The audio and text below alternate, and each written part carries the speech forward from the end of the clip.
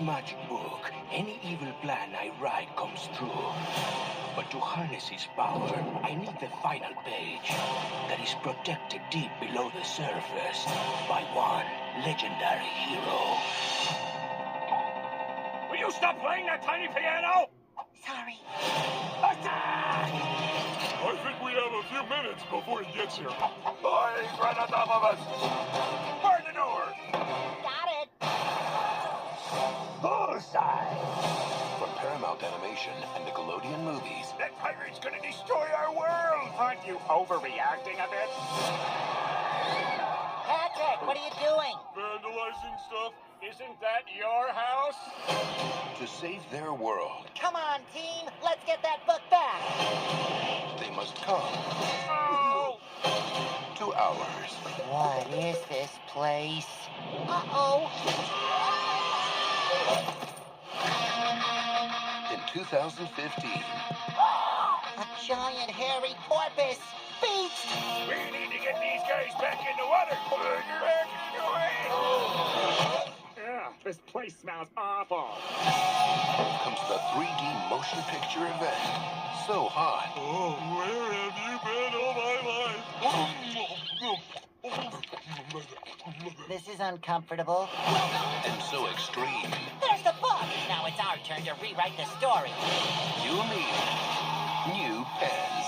Those guys must work out. I think they're in my spin class. All right, here comes the pain. That ain't good. Huh?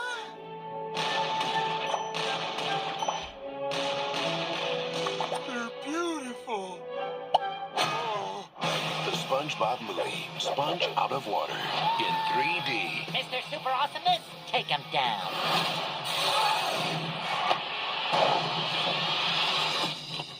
Maybe we should have picked a better superpower for you, Patrick. Now, I know what you're thinking. You're probably thinking to yourself, oh, great, SpongeBob got the Smurfs treatment. Well, you're kind of right, but you might also be kind of wrong, too. Let's go and talk about this. Welcome to Time About the Movies, everybody. We're beginning a brand new month of movies, February 6, 2015. 3 films to take a look at, and the biggest one, of course, was the SpongeBob movie, Sponge Out of Water. This is, of course, the sequel to the 2004 SpongeBob SquarePants movie, even though it's not officially seen as a sequel. I mean, it's not really connected to anything, even though that movie in particular was supposed to be the finale of the show. But then, of course, they brought it back, and it's been, since 2005, it's been on ever since. But, story of this one is that you have a diabolical pirate played by Antonio Banderas, who steals the secret Krabby Patty formula. SpongeBob and his friends must travel to the surface in order to get it back. And like everybody else, I was looking at this in development and thinking to myself, they're going to do a live-action CG SpongeBob movie. Man, this is probably going to be lame, but believe it or not, the marketing for this movie is kind of lying to you on so many levels. For one thing, those human actors you see in the real world, they are nowhere to be found in this movie at all. There's no cute girl in a bikini with ice cream. There's no people talking about, I think they're in my spin class. Like, there's none of that in this movie. There are very few live people that actually have lines in this, and even when they do, it's very minimal. But here's the thing that people really didn't take into consideration with this film. Those live-action scenes that are all over the marketing for this, that's the last third of this movie. Most of this movie is 2D animated. And, to see 2D animation on a big screen anytime, especially in this time period where it's become kind of a dying art form because we've gone so far into CG in general, I mean, that's already enough for me to go like, okay, I'm in on this baby. But yeah, like I said, this wasn't as excruciating as it could have been, but I'll touch on that in a little bit here. How does the movie on a whole fare up? Really good. It actually is a return to form for SpongeBob SquarePants, a series that around this time was kind of losing its quality. The SpongeBob's kind of had the similar pathway to The Simpsons. The Simpsons has been on the air for so many years, but for a show that's been on for nearly 40 years, of course you're going to have those years where the show in particular is not going to have its strongest elements, stronger seasons. There's going to be those lulls here and there, but then the show finds its form again. SpongeBob definitely has found its form more recently with some of the later episodes they've done, but when I first saw this movie, the last time I remember watching the show a lot was around 2008 or 2009, so it was good to see the series get back to that old style it was doing. This really did feel like prime SpongeBob SquarePants mixed in with prime Nickelodeon when these Nicktoons were coming on the air.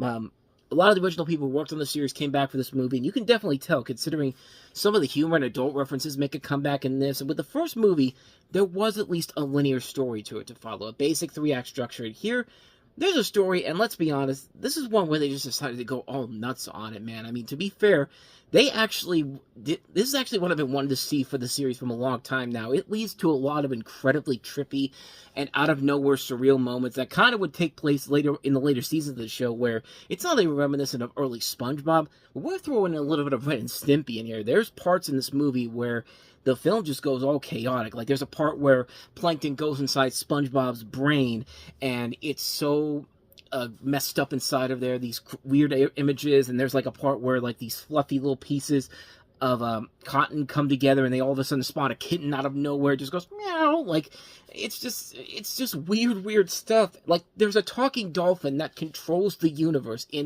Like, it would be incredibly stupid if the filmmakers weren't aware of this, but they are, and the characters are also aware of the self-relevant situations that you just go ahead and just go in for it, along for the ride. I mean, this is just a smidgen of the craziness that's in this movie. Like I said, this thing is mostly 2D animated for except for the last 30 minutes. And considering how we haven't had a fully 2D animated film since Winnie the Pooh 4 years prior to this, it was nice to not only see 2D animation on the big screen, but also seeing how 2D animation looked in real 3D. I saw this in the Cinemark XD theater, and yeah, it's really kind of cool to see that. The animation was pretty impressive. The 3D SpongeBob characters were nicely done too. And let's talk about that 3D element, because when they do go into the real world, it actually is fun overall. It's tolerable. It's enjoyable. It's not making these stupid jokes. They're not making SpongeBob and the gang big-time idiots. They're aware of what's going on, and the whole fish out of water aspect is really short. It's about 5 minutes of the climax. Even the superhero element, which was the thing I was worried about going into this movie, it's played very well. It's very fun to watch. You could tell the filmmakers are doing a good job of playing around with these angles and all that. Like, I love the idea that they all become these superheroes, and when, Sandy becomes a superhero, what should she become? Is she dressed up? Is she a costume character like everybody else's? No. She's a big, tall, real-life, live-action squirrel, and when I first saw that, I was laughing so hard the first time I saw that, which is funny because I think that was actually one of the plans for the original SpongeBob movie, where SpongeBob and Patrick went to the real world and they saw Sandy for the first time in live action, and that was supposed to be a real squirrel in that movie, but of course they brought that element here, and it's very well done. It's nicely comical and visually impressive to look at. You could just tell that Antonio Banderas is having the time of his life as this character, the villain of the movie, Burger Beard. His ability to go over the top with it, and you could tell he was willing to do whatever they asked him to do, and he'd go with it. He's just having the time of his life. My favorite scene of him in this movie is when it's in the climax of the movie where he's attacking the gang, and SpongeBob, he's throwing cannonballs at them, and SpongeBob, because he has the little bubble thing on his head, like, the cannons hit him, and, it goes through his little bubble thing at the top, and these things start, like, the cannonballs start, like, floating in the air, and he keeps doing it, and then he's just looking at what's going on, and he just gives this one great expression that I just love so much.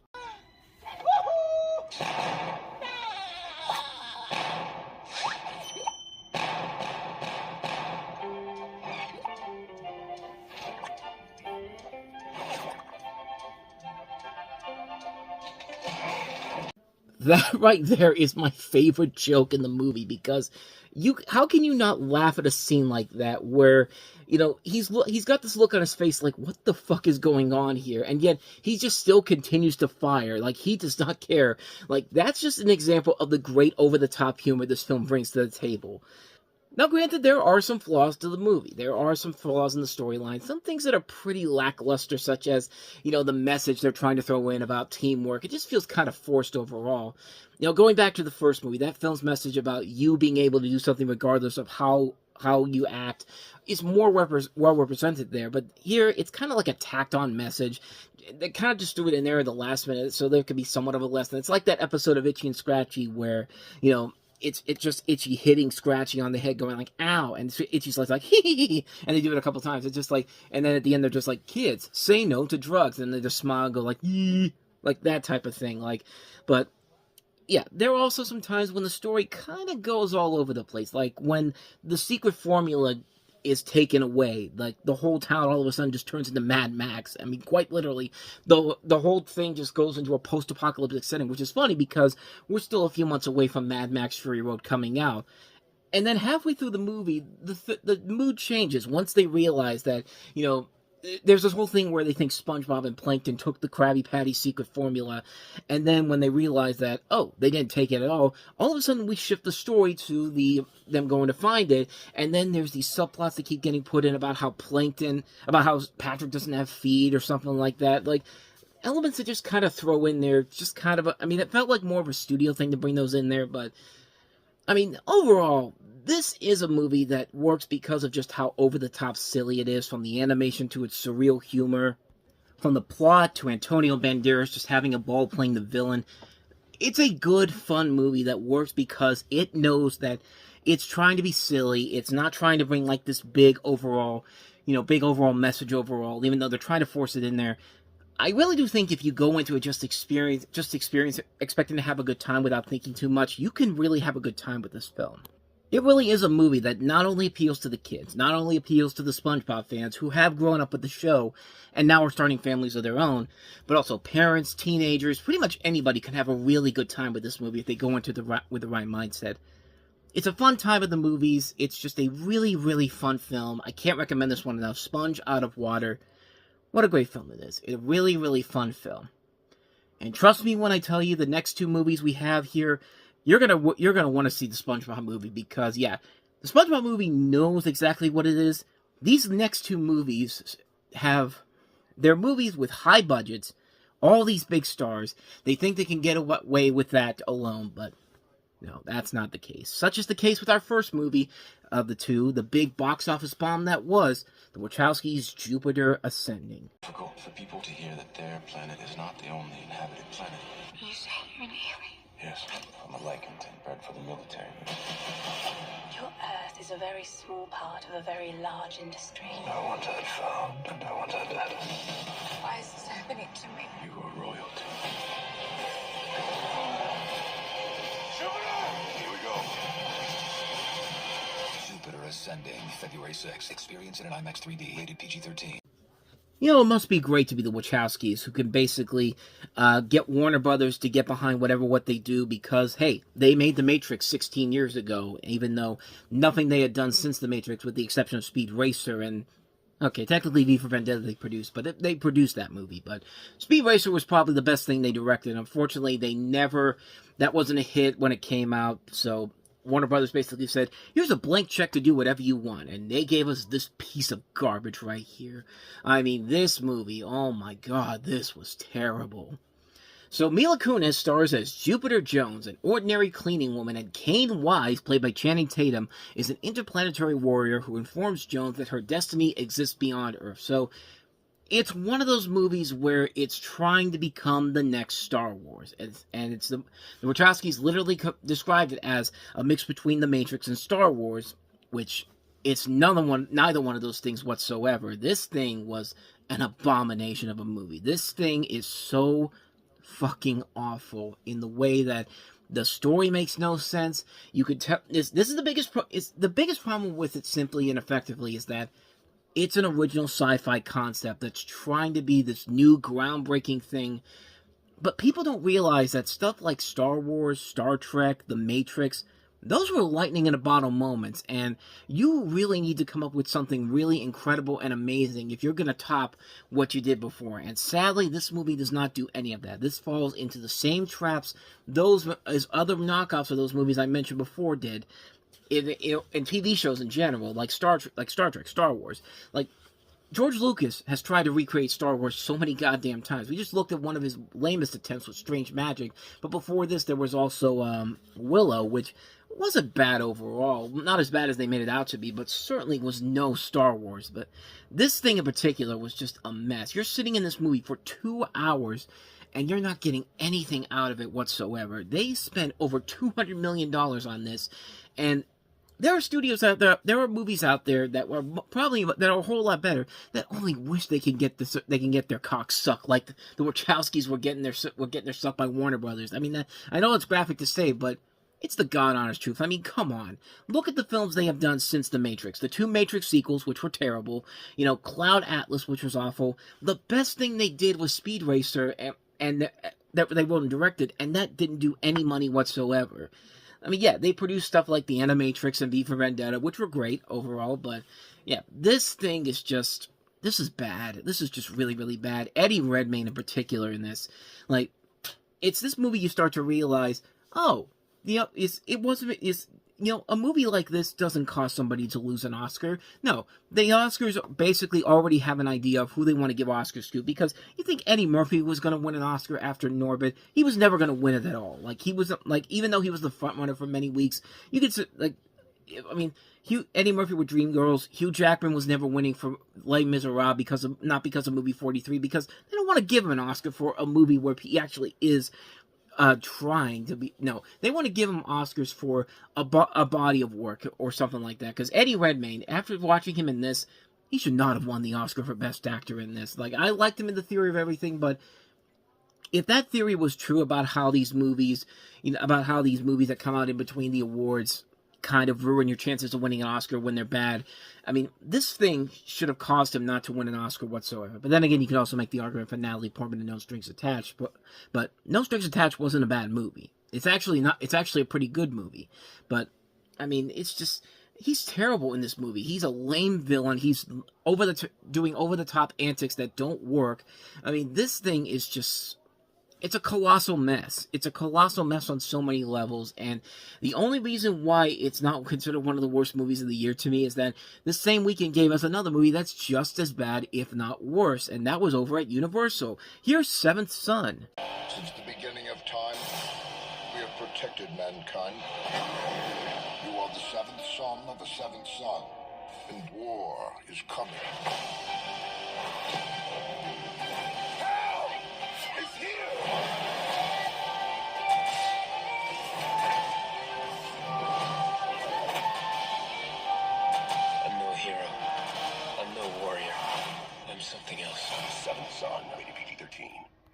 You're a steaming pile of shit is what you are. Yeah, Seventh Son. This is another one. This is one of those movies. This is somehow even worse than Jupiter Ascending. And Jupiter Ascending is bad, but the reason why I think this is even worse is because with Jupiter Ascending, you kind of expect what you're going to expect from it. A bad Wachowski brothers movie with some up-and-coming talent in Channing Tatum and Mila Kunis, but this, a cast that includes Ben Barnes from Prince Caspian and Stardust, Jeff Bridges, Alicia Vikander, Olivia Williams, Kit Harington from Game of Thrones, Jaimin Hansu, and Julianne Moore. It's based off of a novel, so in a way it's kind of trying to be the next young adult franchise, but you don't release a movie like this the weekend after the Super Bowl and expect to make any kind of money, which this thing did not. It was a gigantic failure at the box office, and really, you can kind of see why. Thomas Ward, a 7th son of a 7th son, and his adventures as the apprentice of the Spook, played by Jeff Bridges. You also have elements of, you know, you could just, you know, I forgot what I was going to say, but the point I'm trying to get across is that for some reason around this time period, Universal was just putting all this money on these films that were never going to be successful whatsoever, because not too long before this, we had 47 Ronin, which was a gigantic flop at the box office. Then the next year, there was The Great Wall, or maybe I think it was 2 years after this, actually. And then you had Mortal Engines, which, you know, tried to benefit from the fact that it had Peter Jackson behind it, and, yeah, failed miserably at the box office. Universal was spending all this money on garbage, straight-up garbage films that were never going to make their money back. And The Spook's Apprentice wasn't even a book that most people really knew was even a thing. I didn't even know it was a thing until I started doing the review for this. Like, the film doesn't work because it falls into the typical lame action film franchise territory where you have a story about this young kid who has no idea how to become a hero, and then throughout the course of the movie, he's got to train to become the champion of the world, the 7th son of the 7th son who's proving his worth, and It just doesn't work, man. This thing is such a snooze fest. This thing is bad. Like, Jupiter Ascending is at least entertainingly bad for Eddie Redmayne's bad performance in that movie, because he really is bad in that movie. This, however, there's no excuse for this. This is just wasted money, wasting all this talent on a piece of garbage script that had no intentions of being good whatsoever. Like, who really thought this was going to be successful? Really, who? I mean, it's just, I got nothing else for you, man. This thing is pretty fucking bad.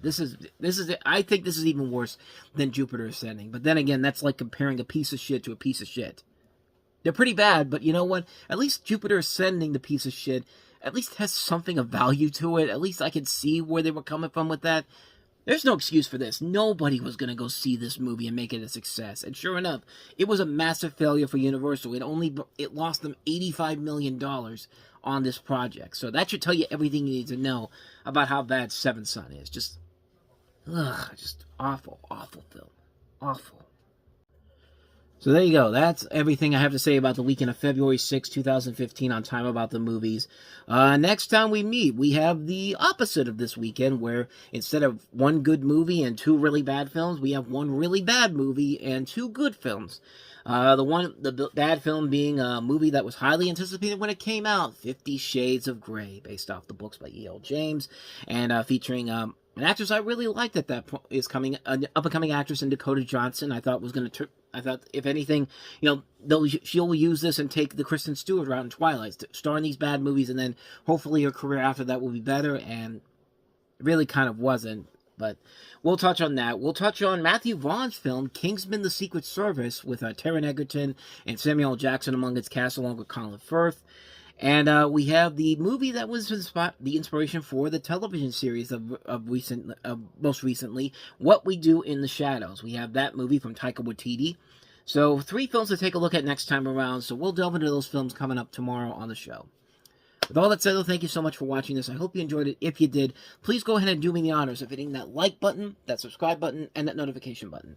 Also, don't forget to check out our playlist, and don't forget to check out the previous episode we did.